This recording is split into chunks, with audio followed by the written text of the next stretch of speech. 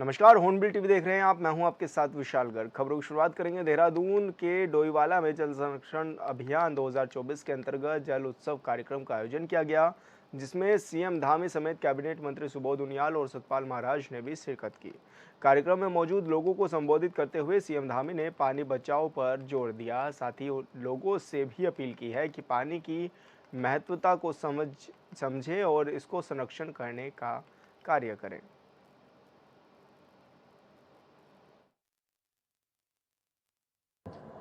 कि एक शानदार कार्यक्रम जो कि बिना जन सहयोग के बहुत छोटा हो जाएगा, बहुत न्यून हो जाएगा। मैं आप सबकी सहभागिता देखकर, आपकी उपस्थिति देखकर ये कह सकता हूं कि जो हमारी देवभूमि की प्रकृति को सम्मान देने की परंपरा है, वो परंपरा जीवंत स्वरूप में आगे बढ़ रही है और पीढ़ी दर पीढ़ी आगे बढ़ रही है।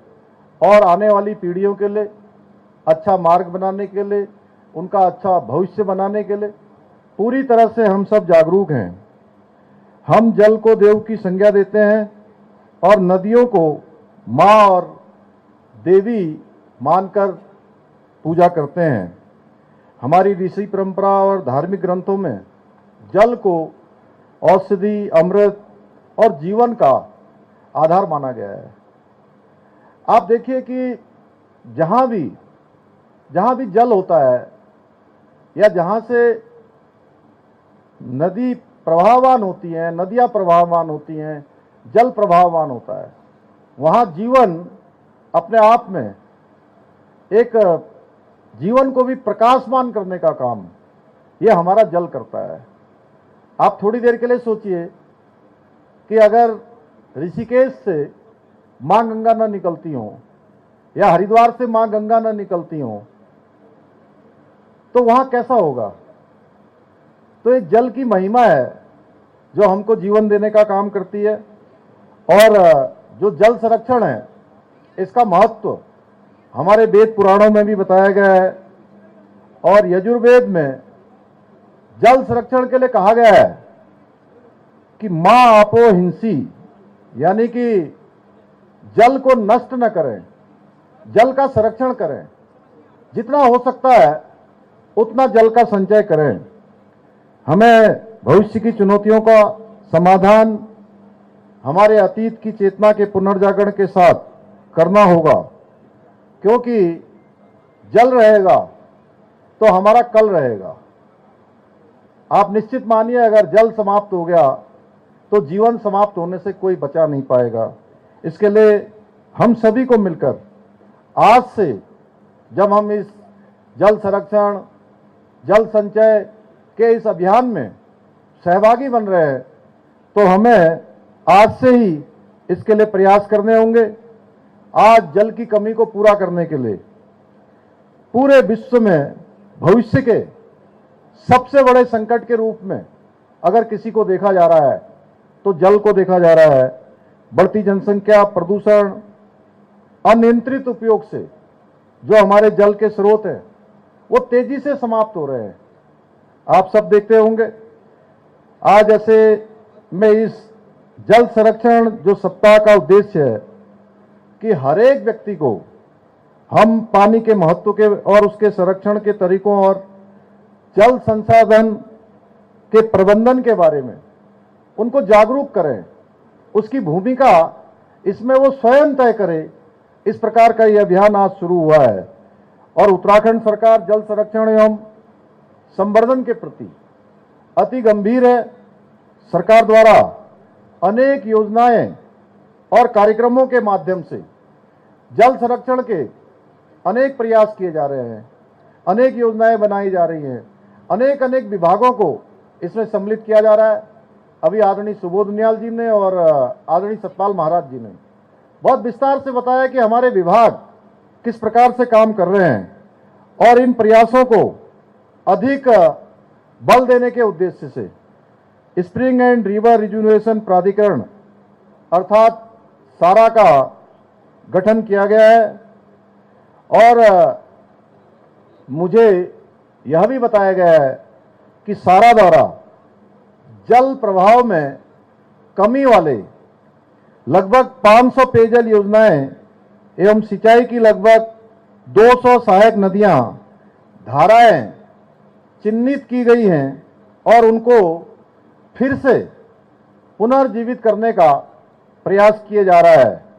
इसके लिए मैं प्राधिकरण को, उनकी पूरी टीम को अपनी ओर से बहुत शुभकामनाएं देता हूं, बहुत बधाई देता हूं कि उन्होंने एक शानदार काम जो हमारे भविष्य के लिए निश्चित रूप से बहुत लाभदायक होने वाला है, उस काम को प्रारंभ किया है। आज सरकार के प्रयासों के साथ साथ जल संरक्षण के साथ ही जन सहभागिता की भी अत्यधिक आवश्यकता है। बिना जन सहभागिता के या हम सब के बिना प्रयासों के जो ये अभियान सारा चला रहा है, उत्तराखंड सरकार चला रही है, भारत सरकार के अनेक अनेक विभाग इसको चला रहे हैं, अनेक अनेक हमारे संस्थान चला रहे हैं, अनेक प्रकार के आज अनुसंधान हो रहे हैं, लेकिन मैं ऐसा मानता हूं जब तक जन सहभागिता इसमें पूरी तरह से नहीं होगी तब तक ये अभियान अधूरा रहेगा। उत्तराखंड सचिवालय देहरादून में नैनीताल जिले की भीमताल विधानसभा से विधायक राम सिंह खेड़ा ने सीएम धामी से मुलाकात की। उनका कहना है कि सीएम धामी की घोषणा के बाद नैनीताल जिले की कोशिया कुटोली का नाम श्री कैचीधाम तहसील करने का जियो जारी किया गया है, जिससे प्रदेश की जनता में काफ़ी खुशी है। साथ ही उन्होंने यह भी बताया कि सीएम धामी की तरफ से सड़कों को गड्ढा मुक्त करने के निर्देश के बाद नैनीताल जिले में सड़कों की स्थिति में काफ़ी सुधार आया है। साथ ही हल्द्वानी से कैचीधाम और भीमताल रोड में डामरीकरण का काम करके यातायात को सरल और सुगम बनाया जा रहा है, जिसके लिए विधायक ने सीएम का आभार व्यक्त किया है।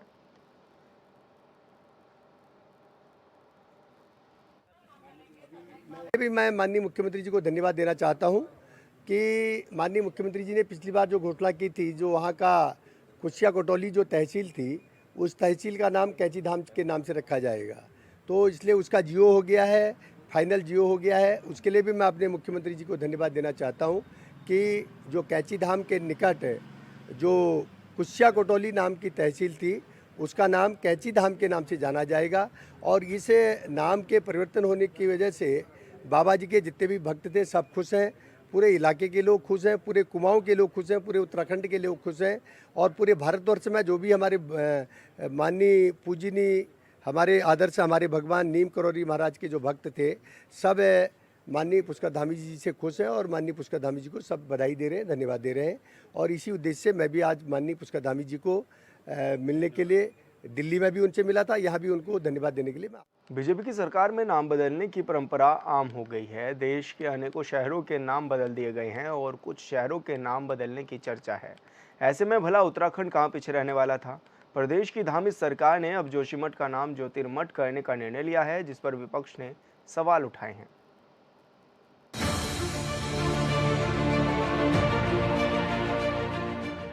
उत्तराखंड में बीजेपी की डबल इंजन वाली धामी सरकार ने पहाड़ी जनपद चमोली के जोशीमठ का नाम बदलकर ज्योतिर्मठ और नैनीताल जिले की कोशिया कुटोली तहसील का नया नाम कैचीधाम घोषित कर दिया। उनके इस प्रस्ताव को केंद्र सरकार ने मंजूरी दे दी है और बीजेपी का दावा है कि ये मांग काफी लंबी समय से चलती आ रही थी, लिहाजा अब नाम परिवर्तन होने से लोगों में काफी उत्साह है। पहले से क्योंकि इसमें केंद्र का भी विषय था, केंद्र सरकार से भी जो है उसमें अनुमति लेनी होती है और लंबे समय से वहाँ के लोगों की मांग थी जोशीमठ का नाम ज्योतिर्मठ किया जाए। ये चूँकि सभी संत समाज के लोगों ने भी, वहाँ के अन्य समाज के लोगों ने भी, धार्मिक संगठनों ने भी मुझसे अनुरोध किया था, मैंने उसको मुख्यमंत्री घोषणा में सम्मिलित किया था। इसलिए उसमें 1 साल से भी ज़्यादा का समय लग गया, लेकिन वो घोषणा पूरी हुई है। उत्तराखंड का जोशीमठ हाल ही के दिनों में काफी चर्चा में रहा, जब यहां हेलंग बाईपास के निर्माण कार्यों के लिए अनियंत्रित ब्लास्टिंग की गई, जिसकी वजह से सैकड़ों मकानों में दरार पड़ गई, जिसके बाद नगर की विश्व पटल पर काफी चर्चा हुई। शहर का ऐतिहासिक महत्व भी है। आदि गुरु शंकराचार्य द्वारा स्थापित ये नगर भगवान नरसिंह की भूमि मानी जाती है। भगवान बद्रीनाथ की शीतकालीन गद्दी स्थल ये भूमि प्राचीन काल में कभी उत्तराखंड के प्रथम शासक कत्यूरी राजवंश की राजधानी रहा और उत्तराखंड की सांस्कृतिक राजधानी के रूप में पूरे विश्व पटल पर अपनी पहचान बनाई। तो एक बड़ा ऐतिहासिक हमारा वो स्थान है और भगवान नरसिंह जी का मैदान है। सामाजिक रूप से, धार्मिक रूप से, हर दृष्टि से वो बहुत महत्वपूर्ण स्थान है और अब ज्योतिर्मठ उसका नाम होगा, ये हम सब के लिए गौरव की बात। आदि गुरु शंकराचार्य ने इस नगर में अनेक भाषाओं और उपनिषदों की रचना की और भारत के 4 मठों में से एक ज्योतिर्मठ की इस नगरी में स्थापना की। तभी से इसका नाम ज्योतिर्मठ पड़ा। लेकिन जैसे जैसे समय बीता और आम बोलचाल की भाषा में ये नगर ज्योतिर्मठ से जोशीमठ कहलाने लगा। लेकिन अब एक बार फिर से सरकार ने प्राचीन पहचान दिलाने का प्रयास किया है और जोशीमठ का नाम बदलकर ज्योतिर्मठ करने के आदेश जारी कर दिए।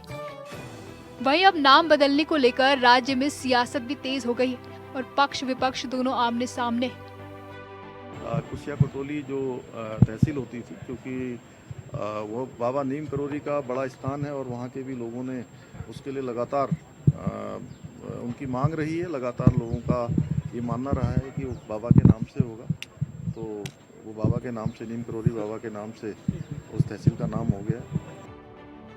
नाम बदलने को लेकर मुख्यमंत्री पुष्कर सिंह धामी का कहना है कि घोषणा के क्रम में तहसील का नाम बदलने के संबंध में प्रस्ताव भेजा गया, जिस पर केंद्र सरकार ने स्वीकृति दे दी है। जोशीमठ तहसील का नाम बदलकर ज्योतिर्मठ करने की क्षेत्रवासी लंबे समय से मांग कर रहे थे। मुख्यमंत्री धामी ने पिछले साल चमोली जिले के घाट में आयोजित कार्यक्रम में इस तहसील का नाम ज्योतिर्मठ करने की घोषणा की थी। वहीं मुख्यमंत्री पुष्कर सिंह धामी ने कहा कि ये हम सब लोगों के लिए गौरव की बात है। उनका कहना है ये बाबा नरसिंह की भूमि है और देवों की भूमि, सांस्कृतिक राजधानी है। धर्मपुर विधायक विनोद चमोली का कहना है कि विपक्ष चाहे कुछ भी कहे, लेकिन उनको भी नाम का महत्व पता है। महत्व है। कांग्रेस को नाम का महत्व मालूम नहीं होता तो यूपीए का नाम चेंज नहीं करती। उनको मालूम है कि यूपी के नाम से देश में कांग्रेस को स्वीकार नहीं किया जाएगा, इसलिए गठबंधन का नाम ही इंडी गठबंधन रख दिया गया। तो अगर नाम का महत्व नहीं होता तो शायद कांग्रेस भी ये काम नहीं करती। नाम का अपना महत्व है। जहाँ तक विकास का प्रश्न है, तो हमारी सरकार लगातार विकास के नए आयाम छू रही है और काम चल रहा है, उसमें कहाँ कठिनाई है। नाम बदलने को लेकर अब विपक्ष लगातार सरकार पर हमलावर है। कांग्रेस प्रदेश महामंत्री नवीन जोशी का कहना है कि सरकार का मतलब खाली नाम बदलने से, विकास से इनका कोई लेना देना नहीं। जोशीमठ आपदा हो, भू धसाव हो, पानी का रिसाव हो, मकान में पड़ी दरारें हो, वहाँ पर बेरोजगार हुए युवा हो, इन सब से सरकार का कोई लेना देना नहीं। सरकार बस जनता का ध्यान भटकाना चाहती है। कांग्रेस की बनाई हुई संपत्ति को बेचने पर इनका ध्यान है और उल जुलूल बातें कर नाम बदलकर जनता का ध्यान भटकाने की कोशिश की है, क्योंकि विकास से सरकार का कोई सरोकार नहीं। देखिए, भारतीय जनता पार्टी का विकास से कोई सरोकार नहीं है, कोई लेना देना नहीं है। वो सिर्फ नाम बदलने के फेर में लगी हुई है।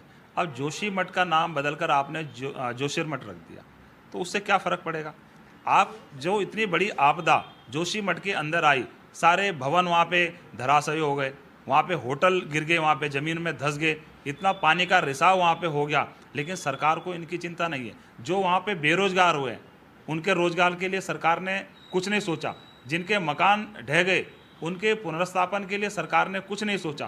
कांग्रेस पहले दिन से कहती आई है, जोशीमठ को बसाने के लिए आपको इसके लिए अलग से एक नीति बनानी चाहिए, लेकिन सरकार इस ओर बिल्कुल गंभीर नहीं है। सरकार तो सिर्फ लोगों का ध्यान इन मुद्दों से हटाकर सिर्फ नाम बदलने का काम कर रहे हैं। जो कांग्रेस के समय पे जो संपत्तियां कांग्रेस ने जोड़ी थी, उनको बेचने का काम, उसको प्राइवेट हाथों में देने का काम और उनका नाम बदलने का काम भारतीय जनता पार्टी की सरकार कर रही है। इससे कोई फर्क पड़ने वाला नहीं है। सरकार को विकास के मुद्दे पर जनता के बीच में जाना चाहिए और क्या हमारी योजनाएं होंगी और कैसे यहाँ से पलायन रुकेगा, कैसे यहाँ से रोजगार लोगों को मिल पाएगा, कैसे उद्योग धंधे यहाँ पे लग पाएंगे, कैसे प्रदेश का विकास हो पाएगा, ये सारे मुद्दों पे सोचना चाहिए। ये सिर्फ नाम बदलने की राजनीति ये लोग कर रहे हैं, इससे विकास अवरुद्ध हो रहा है और विकास कुछ नहीं हो रहा है।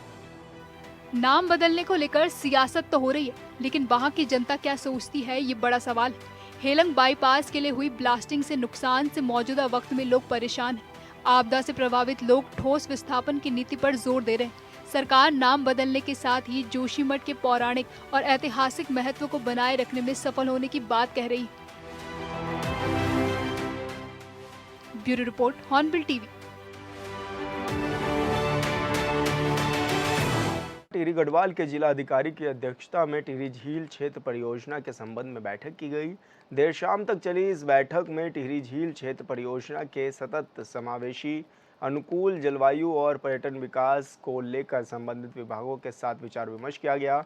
जिलाधिकारी ने टिहरी झील क्षेत्र परियोजना के संबंध में उत्तराखंड पर्यटन विकास बोर्ड के अधिकारी को जिला स्तर पर वर्किंग कमेटी गठित करने के निर्देश भी दिए, जिससे संबंधित विभागों में मेलजोल बनाकर परियोजना के विकास कार्य किए जा सके।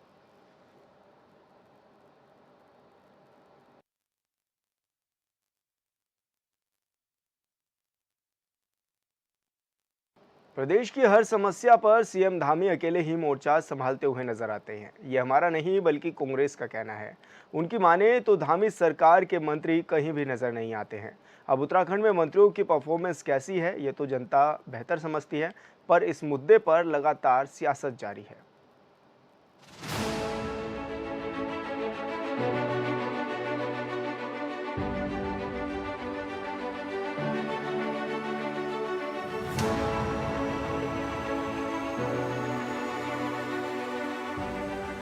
देवभूमि उत्तराखंड में बीजेपी की डबल इंजन वाली सरकार के मंत्रियों के परफॉर्मेंस को लेकर विपक्ष हमलावर है। नेताओं की कार्यप्रणाली पर सवाल खड़े होना लाजमी भी है। चारधाम यात्रा में अव्यवस्था, प्रदेश में वनाग्नि की घटना हो, बदहाल स्वास्थ्य व्यवस्था हो या पहाड़ से लेकर मैदान तक बिजली पानी के लिए तरसती जनता, हर एक मोर्चे पर धामी सरकार के मंत्रियों के नाम असफलता के अनेक खिताब हैं। यह बात अलग है कि सभी मोर्चों पर मुख्यमंत्री Pushkar Singh Dhami one man army की तरह अकेले ही खड़े नजर आए हैं। हमारे मंत्रियों की परफॉर्मेंस कांग्रेस आकेगी, अब ये उनका सब्जेक्ट हो सकता है विपक्ष के नाते, लेकिन हमारे मंत्री बेहतर काम कर रहे हैं और यही कारण रहा कि हम दोबारा उत्तराखंड में रिपीट हुए हैं और 5 सीटें हमने तीसरी बार लोकसभा में रिटेन की हैं। देहरादून के धर्मपुर में बीजेपी विधायक विनोद चमोली का कहना है कि हमारे मंत्रियों के परफॉर्मेंस पर सवाल खड़े करना कांग्रेस का निजी सिलेबस हो सकता है, लेकिन हमारा पूरा मंत्री परिषद बेहतर काम कर रहा है, जिसका परिणाम यह है कि लोकसभा चुनाव में पार्टी ने सभी 5 सीटों पर जीत दर्ज की है। बीजेपी लगातार जीत के नए मुकाम तय कर रही है और हमारे मंत्रियों के नाम से ही जनता प्रभावित है, इसलिए हम जीत रहे हैं। ये बात कांग्रेस को समझनी चाहिए। तो हमारी पूरी सरकार है जो कि मंत्री परिषद है, वो बेहतर काम कर रहा है, जनता उससे कन्विंस है, तभी परिणाम हमारे पक्ष में जा रहे हैं। ये कांग्रेस की समझ में आ जाना चाहिए। धर्मपुर विधायक विनोद चमोली के बयान पर पलटवार करते हुए कांग्रेस प्रदेश महामंत्री नवीन जोशी ने कहा कि विकास कभी भी बीजेपी की लिस्ट में नहीं है। सरकार के मंत्रियों को जनता से कोई लेना देना नहीं, ये बस जुमलेबाजी करते हैं। प्रदेश में ज्वलंत मुद्दों से इनका कोई लेना देना नहीं। अंकिता भंडारी हत्याकांड या फिर UKSSC भर्ती घोटाले के सभी मुद्दों पर हमने सवाल किए, लेकिन बीजेपी के नेता हमेशा मौन रहे। कांग्रेस का कहना है कि आज के समय में अगर विधानसभा चुनाव करवा दिया जाए तो राज्य से बीजेपी का सुपड़ा साफ हो जाएगा। देखिए, भारतीय जनता पार्टी की जहाँ तक परफॉर्मेंस की बात है तो ये लोकसभा का चुनाव जो हुआ उससे इनकी परफॉर्मेंस देखने को मिलती है। जिस प्रकार से कांग्रेस का मत प्रतिशत बढ़ा है और भारतीय जनता पार्टी का मत प्रतिशत कम हुआ है और जो राज्य के ज्वलंत मुद्दे थे उनसे इनका कोई सरोकार नहीं है। हम बार बार पूछते रहे कि अंकिता भंडारी में VIP कौन है, ये लोग आज तक VIP का नाम नहीं बता पाए। SSC वाले मामले में हम पूछते रहे, ये लोग उसमें भी कोई जवाब नहीं दे पाए। हम विधानसभा बैकडोर भर्ती की बात करते रहे, पेपर लीक की हम लोग बात करते रहे, लेकिन इन मुद्दों से इनका कोई सरोकार नहीं है। आज मंत्रियों की परफॉर्मेंस सिर्फ ये है कि ये अपने वरिष्ठ नेताओं की, जो दिल्ली के नेता हैं उनकी परिक्रमा कर रहे हैं और किसी तरह को अपने को दिखाने का ये लोग प्रयास कर रहे हैं। विकास से इनका कोई सरोकार नहीं है। अगर परफॉर्मेंस की बात करेंगे तो अगर आज की डेट में उत्तराखंड के अंदर विधानसभा के चुनाव हो जाएं तो भारतीय जनता पार्टी का उत्तराखंड से सुपड़ा साफ होना निश्चित है। इनकी परफॉर्मेंस बिल्कुल जीरो है।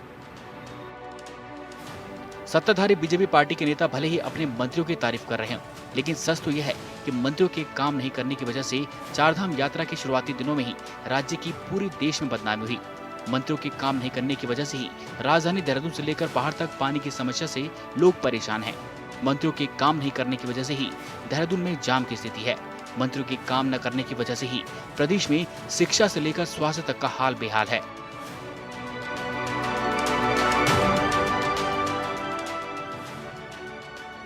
Bureau report, hornbill TV.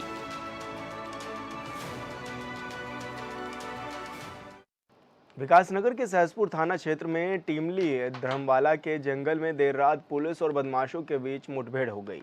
दराशीट check post पर चेकिंग के दौरान यूटिलिटी में बैठे 2 बदमाश बैरियर तोड़कर जंगल की तरफ भाग निकले, जहां पुलिस ने दोनों बदमाशों का पीछा किया। इस दौरान तेजी से यूटिलिटी पेड़ से जा टकराए और जिसके बाद पुलिस ने एक बदमाश को तो पकड़ लिया, वहीं दूसरे बदमाश भागने में भी कामयाब रहा, लेकिन जवाबी कार्रवाई में बदमाश के पैर पर गोली भी लग गई है।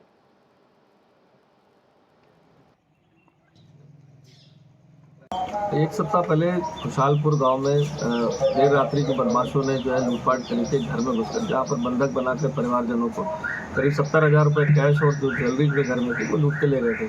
क्योंकि घटनाक्रम में 4 लोग का नाम बताया गया, 4 लोग के बारे में बताया गया था कि 4 लोग अंदर घुसे थे। तो तत्काल लूट का इस पर मुकदमा दर्ज करके हमारी विभिन्न टीमें जो देहात की हैं, थाना की हैं और एसओजी की, इस पर काम कर रहे थे और कुछ सूचनाओं पर लगातार अभी चेकिंग अभियान भी चल रहा था। इसी सूचना के आधार पर देर रात्रि चेकिंग अभियान चल रहा था, जिसमें तिमली के पास जो है बदमाश 2 थे, इसमें जो यूटिलिटी गाड़ी से थे और जो घटना में पहले भी यहाँ पर आए थे, पुनः घटना के प्रयासरत थे यहाँ क्षेत्र में, उनके द्वारा पुलिस द्वारा रोकने पर वो भागे, जिससे गाड़ी वहाँ पेड़ पर उनकी टकरा गई। एक बदमाश को मौके से जो रमजान करके नाम है जो सहारनपुर का, उसको गिरफ्तार कर लिया गया था। दूसरे बदमाश की जब घेराबंदी की गई तो पुलिस पार्टी पर उसने फायर किया, जिससे जवाबी फायरिंग में उसको गोली लगी। उसका नाम बबलू बादशाह है, जो मुजफ्फरनगर। प्रदेश भर में गर्मी अपने चरम पर है। ऐसे में वायरल फीवर और डायरिया जैसी बीमारियां अपने पैर पसार रही हैं, जिनसे निपटने के लिए उधम सिंह नगर के सामुदायिक स्वास्थ्य केंद्र जसपुर ने सभी तैयारियां कर ली हैं, जिससे मरीजों को किसी प्रकार की परेशानियों का सामना न करना पड़े। सामुदायिक स्वास्थ्य केंद्र प्रभारी धीरेन्द्र गहलोत ने बताया है कि मरीज रोजाना भर्ती हो रहे हैं और वायरल फीवर और डायरिया के इलाज के लिए जितनी भी दवाइयाँ जिले में उपलब्ध हैं वो इस्तेमाल की जा रही हैं और जिन दवाइयों की कमी है वो प्रबंध समिति से बाहर से उपलब्ध करा दी गई है।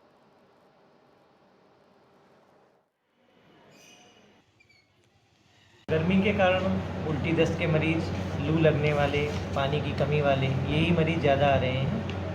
तो इस संबंध में हम मरीजों से और जनता से कहेंगे कि थोड़ा गर्मी के टाइम में काम करने से बचें। जो खाना है उनका या सब्जियां खा रहे हैं वो थोड़ा ताज़ी खाएं और पानी अगर उनको लगता है कि अगर नीचे नल से ताज़ा नहीं है तो उसको उबाल कर पिएं। साथ ही जितने भी क्षेत्र में या और भी लोग हैं कहीं भी हैं, कुछ इस तरह की समस्याएं किसी गांव में या कहीं ज़्यादा आ रही हैं तो वो हमें सूचित करें। रुड़की के बीटीगंज में रुड़की नगरपालिका के पूर्व चेयरमैन राकेश गर्ग के मकान में शॉर्ट सर्किट की वजह से भयंकर आग लग गई।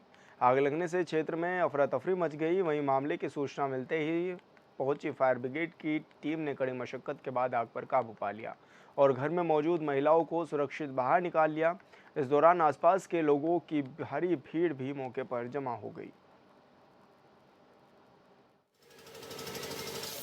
प्रथम दृष्टया तो शॉर्ट सर्किट से आग लगना बताया जा रहा है और यहाँ पर आग लगी थी, 2 महिलाएं उसमें फंसी हुई थी, उनको हमारे चीता पुलिस कर्मियों और फायर कर्मियों ने सकुशल बाहर निकाल लिया। दोनों की हालत बिल्कुल ठीक है, उनको कोई चोट नहीं है और आग पर काबू पा लिया गया है तथा अभी भी गाड़ियाँ वहाँ पर लगी हुई हैं और लगातार उसको बुझा दिया गया। सामान कुछ कितना जला है, कुछ पता है? देखिए, इसका आकलन एक बार हमारी जो फायर टीम है वो कम्प्लीटली एक बार संपत्ति का आकलन करती है कितना नुकसान हुआ है, लेकिन प्रथम दृष्टया कोई भी जन धन की हानि।